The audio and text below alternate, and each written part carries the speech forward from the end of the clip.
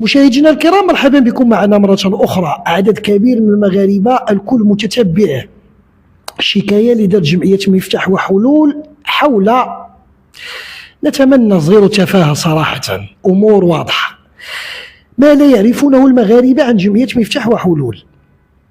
حنا تنعيشوا في مدينة مليونية اللي هي الدار البيضاء 6 مليون. مركز باب دارنا اللي هو جمعية مفتاح وحلول كيستقبل النساء في وضعية صعبة وكذلك الأطفال. تكلمنا في السابق على دور الجمعية، المركز الراقي اللي فيه تكوين تهيئ لاستقبال الفئات بشكل مستعجل، وبالأخص في النساء اللي مغلوب على أمرهم. دور الجمعية هذا غادي نعتبره الآن كلام، ولكن فايت منا وضعنا فيديوهات وحاولنا يكون عندنا روبورتاج على المركز. الجديد في الموضوع أنه مفتاح وحلول يوم أمس كانت عندها وزيرة ديال النيجر، وزيرة بحضور السلطات وبحضور كذلك مسؤولين ديال التعاون الوطني، وزارة التضامن، كل شيء كانوا. هذا الفيديو غادي تشوفوه غادي إن شاء الله، اللي غنتكلم في الموضوع كيفاش الوزيرة الوقت اللي جات ملي شافت المركز، ملي شافت جميع التخصصات. علاش بديت بهذه المقدمة اللي تنور الرأي العام أكثر في الموضوع؟ أولا وكذلك أنه الجمعية راه ماشي مختصة في الشكايات، جمعية فعالة تشتغل.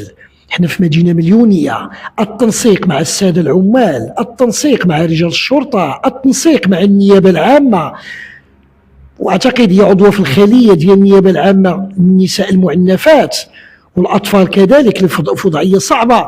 جمعية تشتغل صراحة، إذا قلنا تشتغل باش نبسطوا في الأمور، ليس بكلام فضفاض. جمعية بالورق، قانون الحرية العامة واضح، المادة 58 واضحة، هو اتفاق بين مجموعة أشخاص لصقل مواهبهم واكتشاف أعمال لها أهداف إيجابية دون أي ربح مادي. هذا هو الأساس ديال الجمعيات. ولكن جمعيات مفتاح وحلول جمعية منتجة. يبقى الجانب الثاني مهم، أنه الجمعية تستمع لمعاناة المغاربة انطلاقا من واقعة الآن اللي كنعيشوا فيها، محاربة زيرو تفاهة، محاربة أمور يستحي الجميع أننا نتكلموا فيها. لتنور الرأي العام أكثر في الموضوع قبل ما ندوز عند مدام البقالي، ليعلم الجميع أنه هذا الملف اللي حاولنا نوصلوا الصوت. دور الجمعية اتخذت إجراءات في الأول، النيابة العامة اتخذت المتعيين، واستاذ الصوفي مشكور اللي هو متتبع في الإطار القانوني. دورنا نوصلوا الصوت، نعم. ومن هنا غادي ننطلق، غادي نقول هذا الملف ما فيش نص فيه أكون أو لا أكون. يعني الاستمرارية من أجل المغاربة، من أجل صورة المغاربة، من أجل صرخة المواطن المغربي حول ما يقع في إمبراطورية اليوتيوب. أستاذة، قالوا لي البدوية جات عندك المركز وانت ما كنتيش، ولا في الوقت اللي كانت يمكن الوزيرة. شنو سبب المجيء ديالها؟ واش تواصلت مع المؤطرات، لقاتكم ما لقاتكمش؟ الله اعلم. يعني سبب المجيء ديالها الله اعلم. بغات تواصل معايا انا للاسف، راك شتي انا يعني ما جالساش، ما كنكونش في الجمعيه دائما بحكم انني عندي 11 مركز. الوغ راه ماشي سهل باش كتجير واحد 11 مركز على صعيد الدار البيضاء. وما يمكنش نستقبل واحد السيده اللي ما عرفتش علاش غتجي عندي وشنو بغات تطلب مني وشنو غتطلب مني. فانا كنت واضحه. حنا يوصلنا واحد الميساج، واحد الفيديو كنفرغوا كنبلغوا الجهات المختصه فقط. حنا ما كنتبعوا، ما كندعيو حد، ما كنشكيو بحد. حنا نهضروا باللغه ديال هذوك الناس اللي باش يفهموا. حنا ما بغينا الضرر حتى شي واحد، حنا بغينا نصلحوا كما كنصلحوا اسر، كنصلحوا اطفال. فحتى بعض النساء اللي كيوقعوا في شي اخطاء حنا كنحاولوا نصلحوا مع المره الاولى الثانيه والثالثه. ولكن لما كنلقاو روسنا كنخويو في الرمله، فكنتوجهوا للسلطات اللي هما خصهم يقوموا يعني بالمتعين.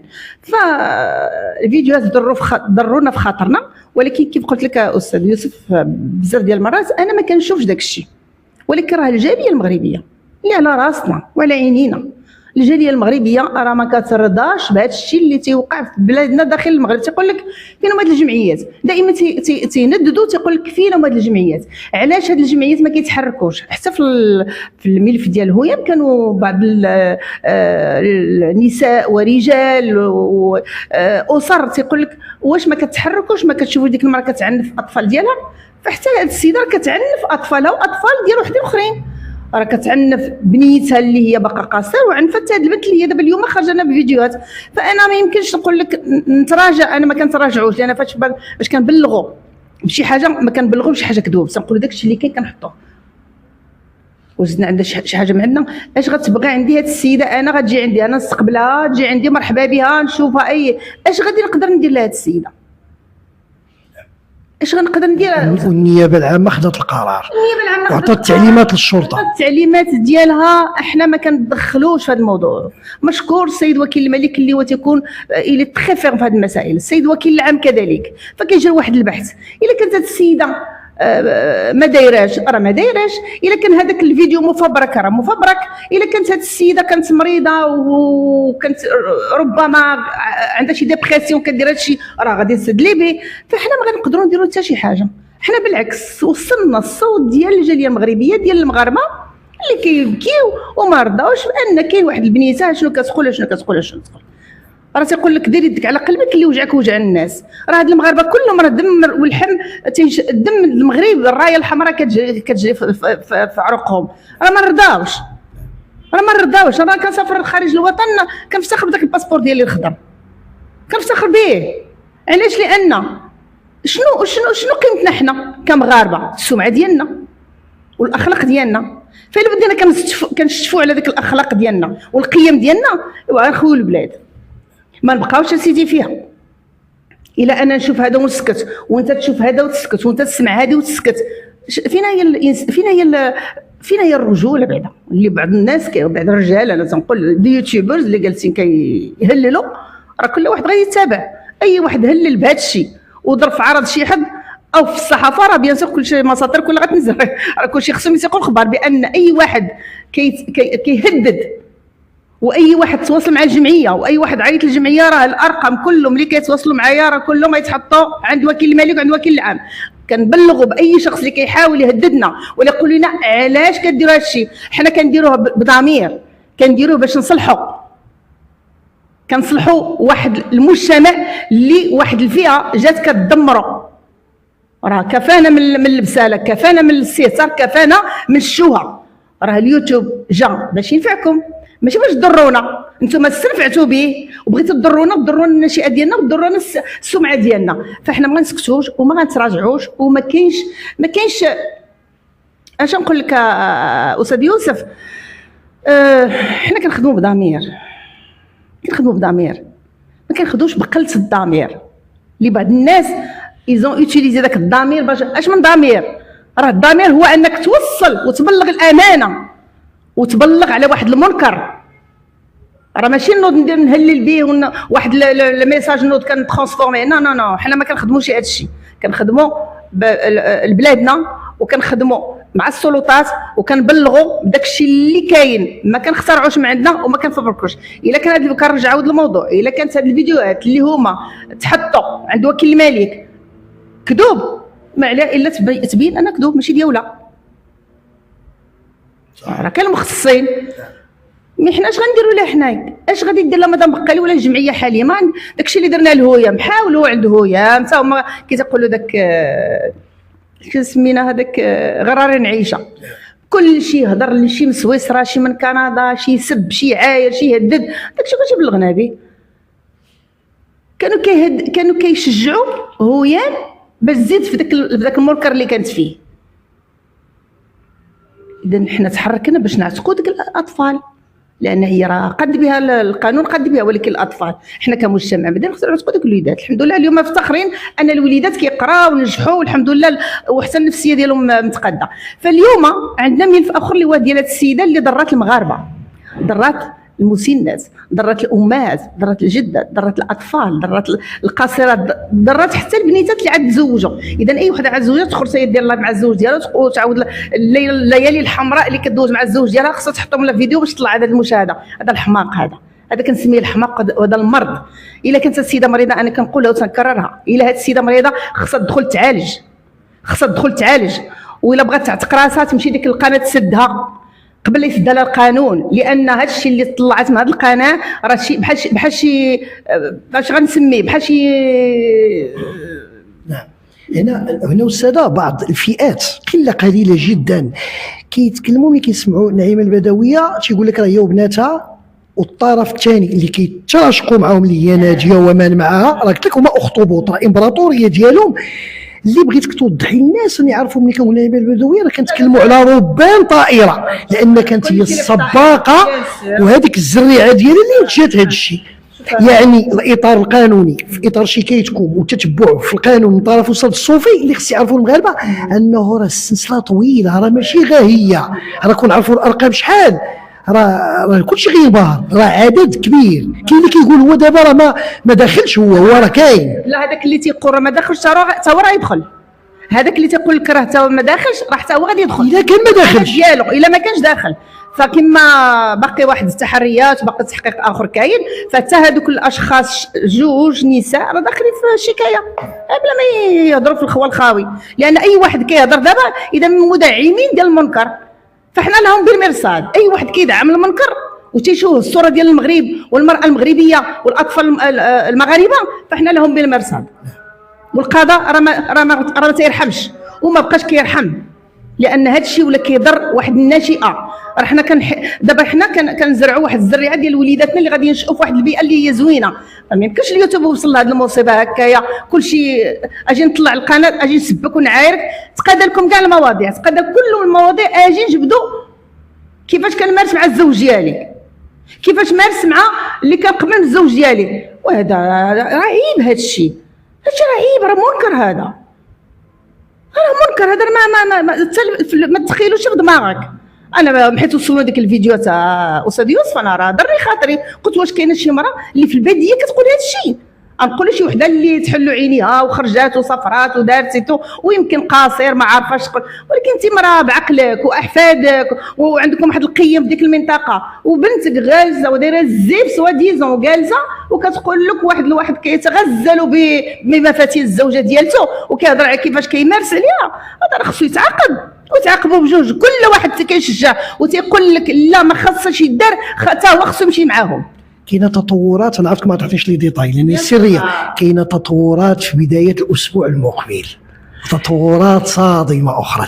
ايوا هذا كنخليو استاذ يوسف، ما تعرفين ما كنبغيش نهضر قبل هذا الاوان. انا غير بغيت نوضح لان انا ما كنتواش في الجمعيه دائما، ودائما كي كنقول لك انا كنستقبل كل شيء، كنستقبله اللي دار اللي ما دارش، مراه راجل، كل شيء كنستقبلوه، ولكن لظروفي لان ما كنتش متواجده، والسيده جات تقريبا شي 3 ايام او 4 ايام، وراه كاين الكاميرا شادينا، وراه كاين رقم السياره اللي جات والهواتف اللي كيتواصلوا معايا، فانا ما يمكنش هذه السيده اليوم غادي نقول لها شنو صافي الله يسامح داك الشيء، راه عفى الله ما سلف، راه ما كاينش عفى الله ما سلف، راه كاين واحد الجريمه اللي دارت في حق المغاربه وفي حق الجاليه المغربيه.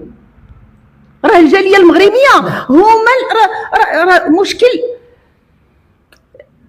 ديال المغاربه، راه ماشي ديما تبقى لي بوحده وديال الجمعيه بوحديتها. وعلى باش يكون في علمهم انه الجمعيه ما عمرها تنازلت شي حد، ما كتنازلش في حالات اذا سمحتي لي الجمعيه اصلا، واخا الجمعيه كتبلغ. واخا انا بقيت معايا في هذه النقطه هذه. دابا الناس مزيان يفهموا هذه القضيه، الناس اللي ما عارفينش، انا ديما تنتعمد نقول جوج فئات، كاين تبارك الله اللي ضابطين القانون.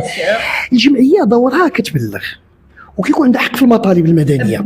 دابا اللي خص يعرفوا الناس انه الجمعيه نازلت ما تنازلت تكون ما تكونش، يبقى الحق العام، النيابه العامه، مطالب الشعب، هذا هو اللي كاين، هذا ما غتحكمش فيه الجمعيه. كاينش الجمعيه ما تتحكمش في هذا المسار. حنا بلغنا صافي، اللي خاصو يعرف اش كينتظر هو اللي عارف شنو دار، اشنو درتي وشنو مدى الخطوره داك الشيء اللي درتي باش انت وليتي خايفه. مثلا واحد الانسان ما دارش اش غادي يخاف؟ علاش غتجي عند الجمعيه تطلبيها ولا تطلبي شي واحد؟ سير تيسمعوا لك وديك الساعه وقولي داك الشيء اللي عندك. ما كانش داك الشيء الله اعلم. مي حنا توصلنا فيديوهات حنا ما عارفينش واش انت هذيك اللي في لا فيديو او بنتك او الزوج ديالها او الله اعلم. حنا سمعنا وحللنا ولقينا داك الشيء كيمسنا فبلغنا. وكاينين حويجات اخرين ما عارفينهمش هما مدعو عليهم التحدي هما الاسبوع المقبل.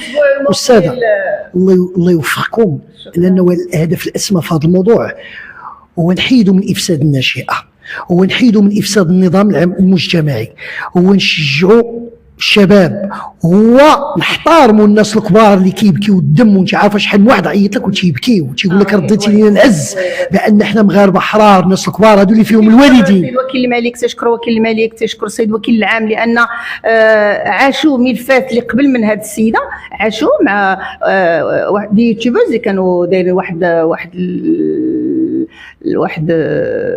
اش نقول لك سيناريوهات وعلى يدهم تكونوا وحدين اخرين. انا ضيحنا في الاتجاه من بعد هذاك الفاس راه عندنا اتجاه في تطوان هذيك الام مع الطفل ديال ولدها اللي دايرين ذاك المنكر راه كيفسدوا لنا شي اخرى. حنا غير كنهمدوا واحد الجهه كيدوزوا لنا جهه اخرى. فهذاك الشيء اللي كنتظروا الاسبوع الماجي ان شاء الله حنا ما غنوقفوش وما عمرنا نوقفوا طونك كنخدموا لصالح البلاد وصالح الناشئه. راه كتقولها وتكرر والمغاربه راه ما يمكنش المغاربه كيدخلوا باش يتفقدوا المغرب ويسمعوا له الكلام ديال المغرب والدارجه ديال المغرب وتسمع وحده كيتغزل فيها الزوج ديالها وواحد اخر عاود كيقول لك شنو مارس مع فلان ومارس مع فلان. هذاك الشيء كيضر في القلب، داك الشيء راه انكرويابل، راه ما يدخلكش للمخ. انا فاش كندخل ويصيفطوا لي كنبقى نحللو وكنسمع داك الكلام كلمه بكلمه تنقول مي سي با نورمال. واش هاد الناس واعيين؟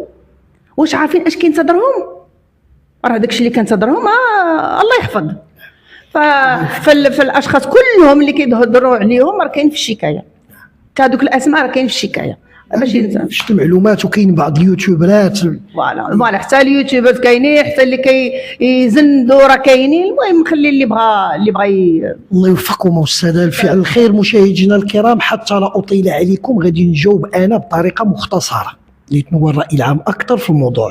لا يمكن ان انجر ما يسمى بلغه البعاطيه. فئه انا قد تكلمت على الجيش ديالها وعارف عندها جولها، واعتقد السي عبد الكبير صحفي بصوت العداله كان صريحا في الفيديو اللي وضع يوم امس. الملف بيد القضاء، لا يمكن انني ندوز حوار مع المعنيين. شنو اللي كيثبت الكلام ديالي والدليل على كلامي؟ هو في الاول نهار اللي تكلمت على الموضوع ومن بعد تكلمت مع الاستاذ الصوفي ومدام البقالي اللي داروا الاجراءات. ما تسش معها انا اللي غيطالبوا مني واحد القله قليله يقول لي يجب ان تستمع الطرف الاول والطرف الثاني وتكون عندك انحياز. انا ما دزت مع حتى واحد، انا تكلمت على موضوع كنشوفه بعيني وكيألم المغاربه بشكل كبير بصراحه واضحه. هذيك مده 10 ايام. امتى غتجي هي للدار البيضاء؟ حقا تجي للدار البيضاء، هذيك راه مواطنه مغربيه كيفما كان الحال تجي فين بغات.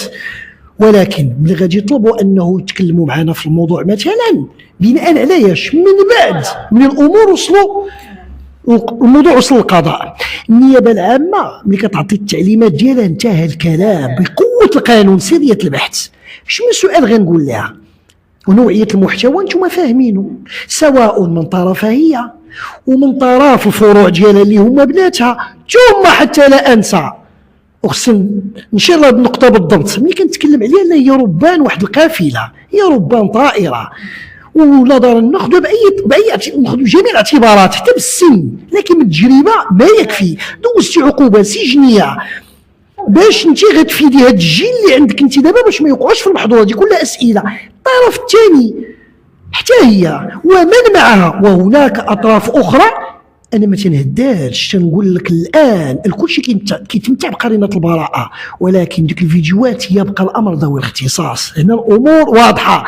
القله القليله كل من له تحليل، احترم تحليلات المغاربه واحترم الراي ديال المغاربه واحترم النصح ديال المغاربه، بالعكس منكم نستفيد، راه الله عز وجل اللي كامل. ولكن الملاحظه اللي عندي هي بسيطه في الكلام ولكن قويه في هادشي اللي غنقول.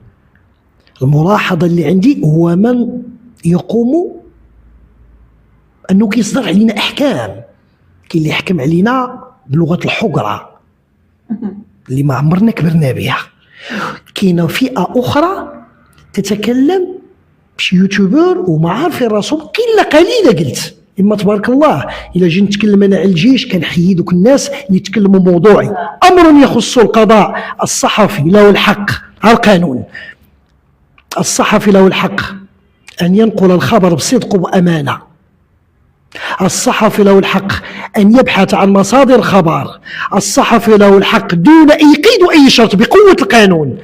ما يجيش واحد انا اللي غيدير لي الكمامه وشي حاجه كيعطي لي القانون انني نوصل صوت المغاربه بطلب منه هو. انا ملي كنتكلم هنا غادي نتكلم دابا في جهه اخرى، هذه انا كنتكلم على الامور اللي هي فيها افاده وفيها تحليل. نحترم اليوتيوبر بشكل كبير، ولكن قله اللي كتصدر فينا احكام سوف يكون لهم لقاء مع القانون. الخطوات بدات وجاو فيها الاستاذ عبد الكبير البارح. هذا امر. فيما يخص شخص ثاني في موضوع ثاني اللي تا هو زعيم فئه اخرى اللي ذكرنا في الاول، تكلم بطريقته الخاصه. انا ما تنتعاطاش هذا الكلام اللي قلت، ما بقيتش غنعاودو مره اخرى.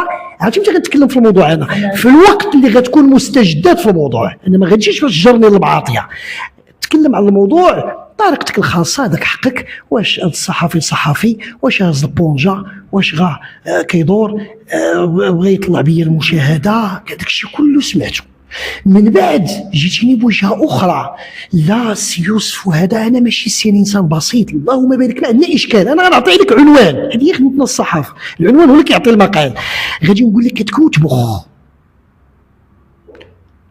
لا ولكن ما خص تكون ودنك صغيره، ما خصش يبداو يعمروك ولكن دابا انت اش كدير؟ كتضرب من التحت وتعاود تجيب مالك على هذا الشيء كامل. اذا انا شريف، انا ما تقولش لي كنجي نقول لك ولا تقول لي، انا تكون انت يكون صغير كبير وزير، يكون اللي بغى يكون شي حاجه كتهم الراي العام، دوري ان نقول الخبر. قوه القانون، نهار اللي الصلاحيه وهذا القانون يتحيد عندنا من الدستور كسلطه رابعه، انا نغلب الله عندي سير، انا ما عنديش المشكل، انا انسان بسيط ولكن وفق القانون. لما تكلمنا على الطرف اللي حنا معنيين فيه كذلك، هذا اللي كنتكلموا عليه انا، الطرف الثاني وراه قال السي عبد الكبير رجع ليه، ان الحوار ديالو البارح كان رائعا، وكان يعني في المضمون ديالو واضح. كاينين مجموعه من الشكايات ذوي الاختصاص، انت الا عندك ما دايرش كما كتقول انت، هذا امر يخصك، انا انقل الخبر. ثانيا تكلمتي على القناه ما فيها والو، اللهم بارك الان، ولكن بناء على ما سبق امور اخرى وشفناها. حنا ملي كنشوفوا الحاجه كنبلغوا، دورنا النشر، الاطار القانوني بشقين، انشروا الوقائع، انشروا الفعل، والجمعيه كتعطي اطار قانوني بحكم انه خاضع القانون الحريات العامه، التنسيق بين النيابه العامه وبين الجمعيات، والنيابه العامه هي صاحبه القرار في الاول في اطار الابحاث، ثم يبقى القضاء هو صاحب القرار في الاخير، من هو الجاني ومن هو الضحيه. يعني مساله تكلم عليا كتكوتبخ السي يوسف وهذا، وانت واحد الانسان وكيشكرك الناس، اللهم بارك لي الشرف. وانا راه مع المنطق اش تيقول؟ كاينه فئه الاغلبيه وفئه المعارضه وفئه محافظه، الوسط ما هنا مرهي، هذا المنطق. يعني ماشي كلشي يمكن ان يرتاح لطريقه الكلام ديالي او المحتوى اللي كنقدم، تلقى ملاحظات مرحبا، انا ما عنديش اشكال في هذا الشيء، ولكن انك تعطي عليا وصف هذا كيتسمى حكم، لا اللي تكلموا على الحقره ولا ما غنجي نتكلم عليك انت بشكل مباشر. اللي كتكلم وكتقول لي كيجيو يعمروا لك ودنك ويقولوا لك ولا تسخر الفلان ولا الفلان، فبيننا القضاء ديال الامور الواضحه، وكل شيء داك الشيء تم التفريغ ديالو. كاين تبارك الله فريق يشتغل، سواء جمعيه مفتاح وحلول، دار الاستاذ الصوفي، وكذلك كاين معنا فريق تقنيين للامور واضحه، والنيابه العامه اللقاء ديالنا وهي اتخذ المتعيين باش نكون واقعيين. واحد الميساج انا كتبان لي هاد الهلومه كامله، هاد القنوات، هاد قوم وجيوش مناعمه، يا ريت كون كانوا هاد الجيش كامل تيخدم لصالح البلاد وصالح الاطفال وصالح هاد النساء اللي في الزنقه ولا الاطفال. لان كان الموضوع ديالنا عند السيد وكيل الملك في اللجنه الجهويه ديال تكافل النساء ضحايا او الاطفال ضحايا العنف، كان الدار البيضاء صفر طفل متشرد. اش ما تخدموش نتوما، ما تخليوش متشرد في المدينه كاع، مدينتك اللي فيها سير الخيريات اللي كاين في المدينه ديالكم خدموا فيها. هاد الجهد اللي كديروا، هاد الخير اللي بيناتكم كتصافتوا بعضياتكم، اجي نشجع هذا وندعم هذا وندعم هذا، سيروا دعموا واحد الفئات اللي في لونطوغاج ديالكم، جيرانكم. جارك راه ما عندهاش حتى طحين باش تعجنه، صحيح. جارك ما عندوش حتى باش يشري الدواء، ما عندوش حتى ديروا الخير بعضياتكم. كنتو كديروا هادشي كون ربي غادي يسد لكم لساناتكم، ما تقدروش تطيحوا في هذه المعصيه اللي راكم فيها. الله يوفقك والسادة مشاهدينا الكرام. حتى لا أطيل عليكم، من يعتبر أنه موضوع يتعلق بالبدوية وأباناتها والمحيط ديالها الصغير فهو مخطئ. هنا لائحة طويلة من نادي غادي قدام في أسماء ما كانوش كيتوقعوها، ولكن لحدود الساعة الله نصدر أحكاما. نحن نوجه رسالة، الجمعية لها دور وستدس في كإطار قانوني. النيابة العامة كتعطي التعليمات ويبقى القضاء هو صاحب القرار.